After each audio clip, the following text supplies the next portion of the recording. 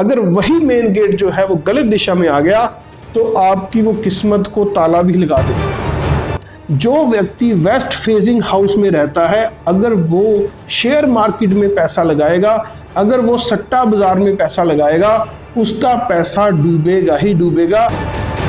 अब ये बात याद रखना, जो बच्चा नॉर्थ ईस्ट के कमरे में सोएगा, ईशान कोण में सोएगा, पानी की जगह में सोएगा, उस बच्चे का विवाह लेट होएगा ही होएगा। नमस्कार दोस्तों, welcome to Vastu vision. Vastu vision में आपका स्वागत है।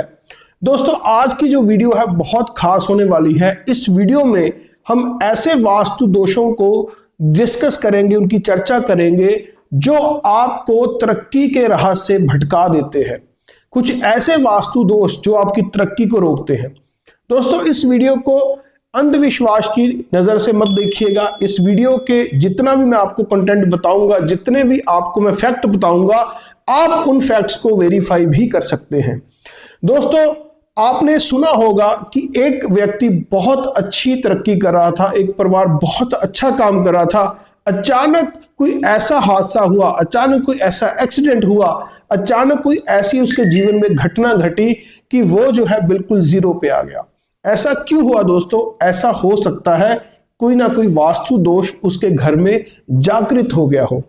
दोस्तों, आपने देखा होगा कि आपका बच्चा बहुत अच्छा है, उसकी पर्सनैलिटी बहुत अच्छी है, आपके परिवार की रेपुटेशन बहुत अच्छी है, पर फिर भी विवाह में बहुत ज्यादा देरी हो रही है। इसका कारण भी कहीं ना कहीं वास्तु दोष हो सकता है।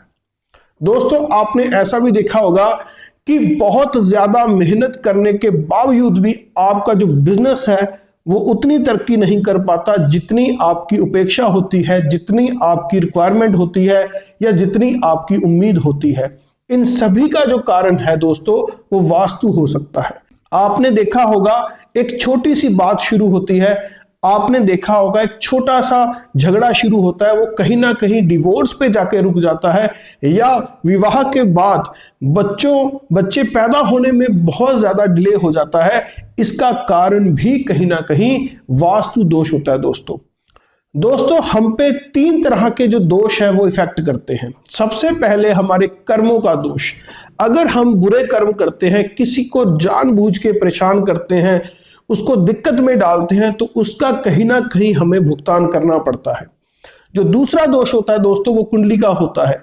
अगर जब व्यक्ति पैदा होता है उस समय पे अगर ग्रहों की पोजीशन सही नहीं है तो वो भी दोष जो है आपको तरक्की नहीं करने देता, आपकी जिंदगी में परेशानी क्रिएट कर देता है। और जो तीसरा दोष दोस्तों होता है वो वास्तु दोष होता है, जो इन दोनों पे भारी होता है। अगर आप अच्छे कर्म भी करते हैं, अगर आपकी कुंडली भी सही है, पर अगर आप वास्तु दोष वाले मकान में रह रहे हैं तो आपके जीवन में कोई ना कोई परेशानी आ सकती है, बड़ी परेशानी भी आ सकती है। इस चीज का आपने ध्यान से समझना है। दोस्तों, चलिए आज की चर्चा हम स्टार्ट करते हैं। दोस्तों, सबसे पहले बात करते हैं हम मेन गेट की। अगर आपका जो मेन गेट है वो सही दिशा में है तो वो आपकी किस्मत का गेट भी खोल देता है। अगर वही मेन गेट जो है वो गलत दिशा में आ गया तो आपकी वो किस्मत को ताला भी लगा देता है। दोस्तों, ये बात समझ लेना, इस बात को याद रखना, कभी भी आप चाहे घर खरीदो, आप चाहे फ्लैट खरीदो, कभी भी नृत्य कोण की एंट्री वाला फ्लैट गेट आपने नहीं लेना है। जिस घर की एंट्री साउथ वेस्ट की होगी, नृत्य कोण की होगी या फिर अग्नि कोण की होगी, वो गेट वाला घर आपने नहीं लेना है। नृत्य कोण का गेट आपको स्ट्रगल देता है, बहुत ज्यादा स्ट्रगल देता है, और साउथ ईस्ट का जो गेट होता है वो आपको बीमारियां देता है। आपने कभी भी इन दोनों दिशाओं का गेट नहीं लेना। नॉर्थ ईस्ट का गेट भी अच्छा नहीं होता, बट वो आपके लिए बुरा भी नहीं होता। अगर आपका जो मकान है वो उत्तर फेसिंग का है, नॉर्थ फेसिंग का है, तो आपने अगर कुबेर देवता जी के स्थान पे गेट बना लिया, सोम के स्थान पे गेट बना लिया, भल्लाट के नाम पे गेट बना लिया, या फिर आपने पूर्व दिशा में जयंत और इंद्र देवता के पद पे गेट बना लिया, साउथ में आपने जो है S4 में गेट बना लिया, तो आप याद रखोगे आपकी तरक्की कोई भी नहीं रोक सकता। जो व्यक्ति वेस्ट फेसिंग हाउस में रहता है ये बात याद रखना, लिख के ले लेना आप। जो व्यक्ति वेस्ट फेजिंग हाउस में रहता है, अगर वो शेयर मार्केट में पैसा लगाएगा, अगर वो सट्टा बाजार में पैसा लगाएगा, उसका पैसा डूबेगा ही डूबेगा, क्योंकि वेस्ट जो फेस होता है वो शनिदेव महाराज का होता है और शनिदेव हमेशा मेहनत का ही पैसा देते हैं। इस बात को आप याद रखना। दोस्तों, जिस घर में बच्चे डिप्रेशन का शिकार होते हैं, उस घर की आप नॉर्थ वेस्ट दिशा को चेक कर लेना। जब भी वायव्य कोण में कोई दोष होगा, वायव्य कोण का साइड कटा हुआ होगा, वायव्य कोण में कोई ना कोई डिप्रेशन होगा, तो आपके किसी ना किसी बच्चे को डिप्रेशन की दिक्कत आएगी ही आएगी, क्योंकि जो वायव्य कोण होता है वो चंद्रमा का जो वहां पे रूल होता है, और चंद्रमा हमारे मन का कारक है। जब भी वायु कोण में, वायव्य कोण में, नॉर्थ वेस्ट में दोष आएगा, तो आपके परिवार के किसी ना किसी सदस्य को डिप्रेशन की दिक्कत आएगी। दोस्तों, अगर आपने ऐसा किसी को देखा है कि जो पहले बहुत अच्छा जा रहा था, एक दिन अचानक से कुछ ऐसा हुआ कि उसका सारा जो है, सारा संपत्ति, सारा धन, उसका सारा कमाया हुआ पैसा उसका डूबना शुरू हो गया या डूब गया, तो उस घर की आप साउथ दिशा को जरूर चेक करना। अगर आपके घर की साउथ की दिशा एक्सटेंडेड होगी, अगर आपके घर के साउथ का लेंटर एक्सटेंडेड होगा, तो आपको 7 साल के बाद उसका इफेक्ट देखने को जरूर मिलेगा। इस बात का आपने ध्यान रखना। साउथ की जो एनर्जी होती है दोस्तों, वो यम की एनर्जी होती है।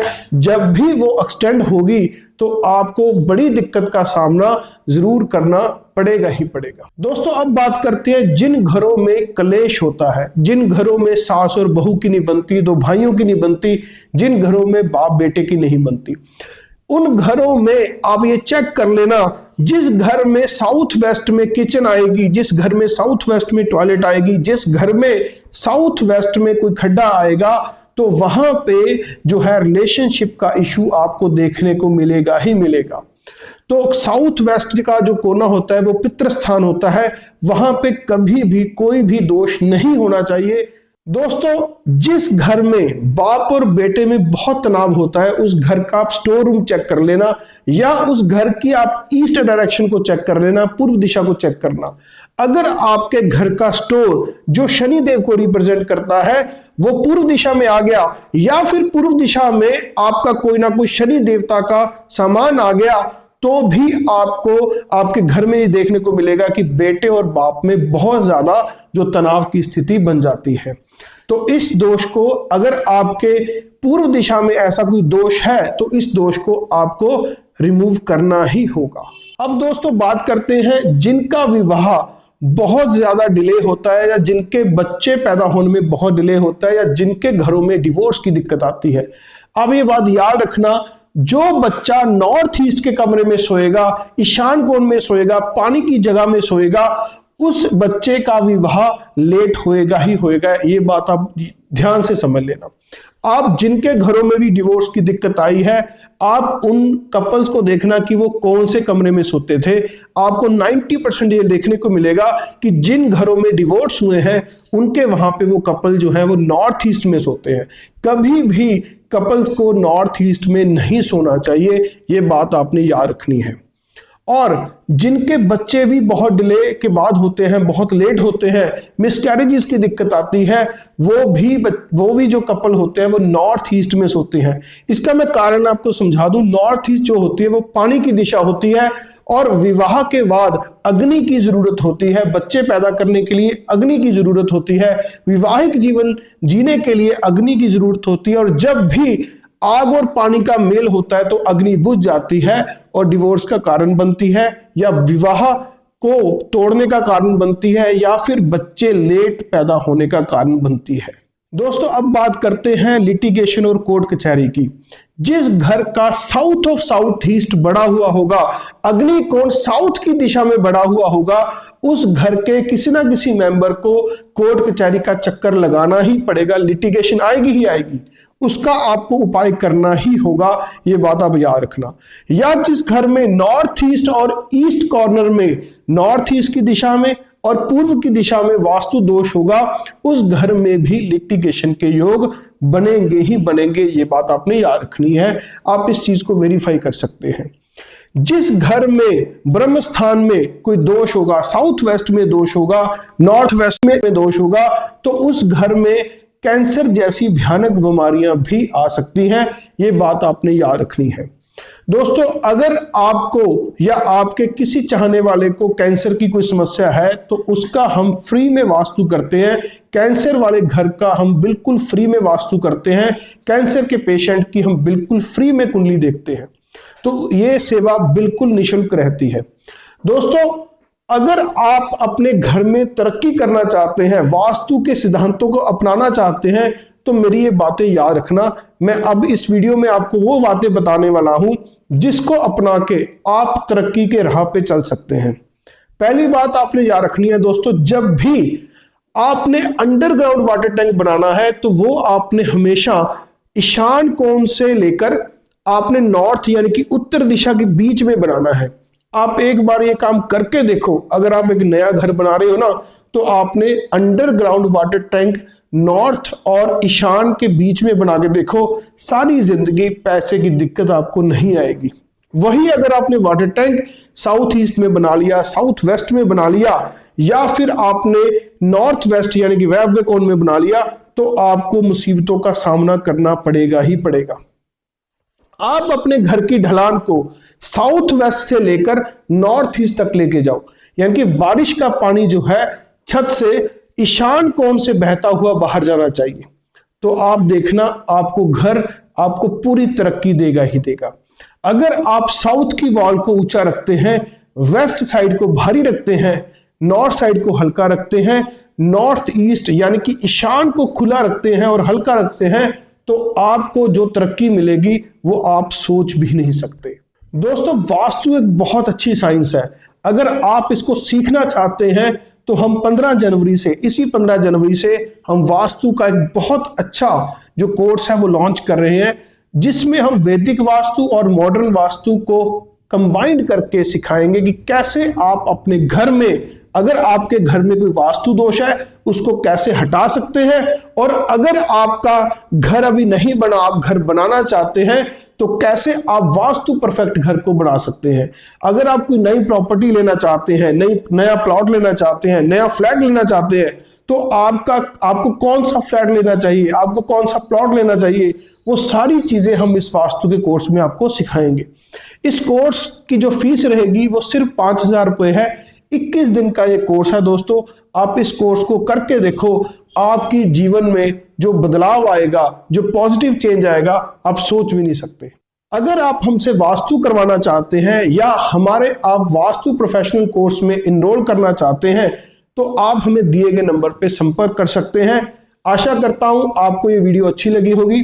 अगर आपको हमारी ये वीडियो अच्छी लगे तो हमारी इस वीडियो को लाइक करना और शेयर करना मत भूलना। धन्यवाद।